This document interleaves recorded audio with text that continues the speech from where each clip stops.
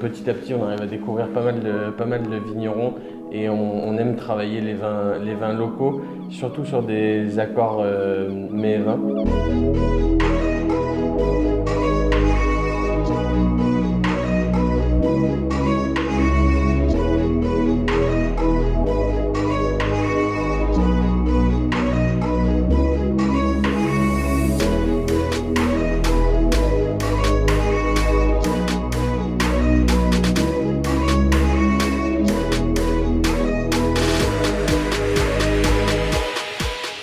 Pour nous, c'est hyper intéressant que, qu'il y ait de plus en plus de mise en avant des vignerons dans des vignobles qui sont peu connus, quoi. Et puis le fait de venir chez le vigneron, d'avoir vraiment tout le ressenti, de comprendre tout le travail qui est fait à la vigne, à la vinification, ça nous permet, nous, avec nos menus, on travaille uniquement avec des menus confiance, les clients ne savent pas ce qu'ils mangent chez nous.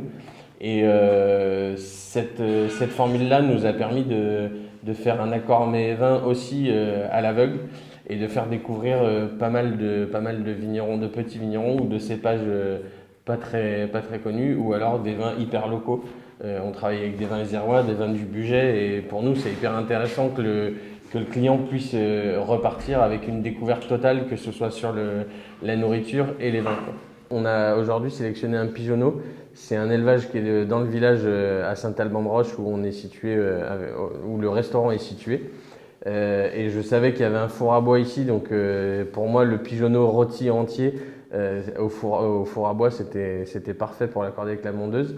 Et on a utilisé des légumes d'une petite ferme juste à côté. J'ai utilisé des carottes nouvelles, des navets nouveaux, des fenouils. Voilà, on commence à avoir pas mal de légumes bien croquant, sympa. On va faire rôtir le pigeonneau au four à bois et on va faire un jus mondeuse et abat de pigeon. Là, la mondeuse, on a quand même une belle générosité, une belle structure avec le pigeonneau qui est une viande assez goûteuse. C'est pas une viande très forte, moi je trouve que c'est une viande très fine mais qui a un goût bien particulier.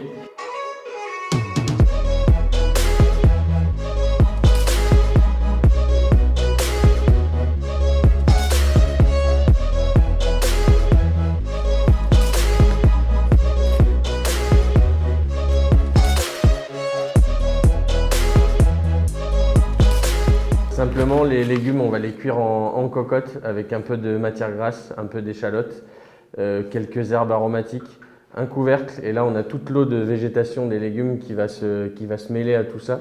Donc les légumes vont cuire dans leur propre eau de végétation. Et le pigeonneau, lui, il va être rôti entier. Vous le demandez à votre boucher vidé. Vous lui demandez qu'il garde les abats et le pigeonneau, lui, on va le cuire sur un lit de fenouil, échalote, un peu de matière grasse. On peut mettre aussi des herbes aromatiques, sel, poivre qu'on peut mettre dans le pigeonneau. Un peu de beurre, un peu d'huile d'olive et là, on va le faire cuire à 200-220 degrés pendant une quinzaine de minutes. On peut le mettre dans un four standard, un four classique, chaleur tournante à entre 200 et 220 degrés. On peut le faire colorer légèrement au gaz avant ou le mettre directement comme ça dans un four très chaud, 220-240 degrés au début, baisser après à 200 degrés quand on enfourne et pareil 10-15 minutes de cuisson entier.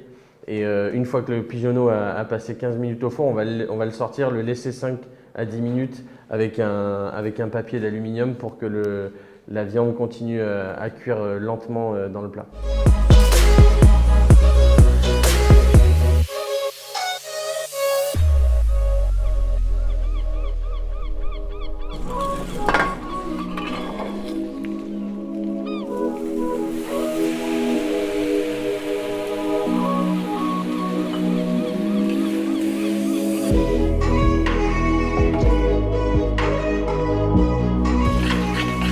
Elle peut se réaliser très facilement. Le pigeonneau fait peur quand on veut le désosser, quand on veut le travailler en plusieurs cuissons. Quand il doit être rôti entier comme ça, c'est vraiment très simple. Et c'est une recette familiale, conviviale. Et c'est ce qu'on voulait là aujourd'hui au domaine.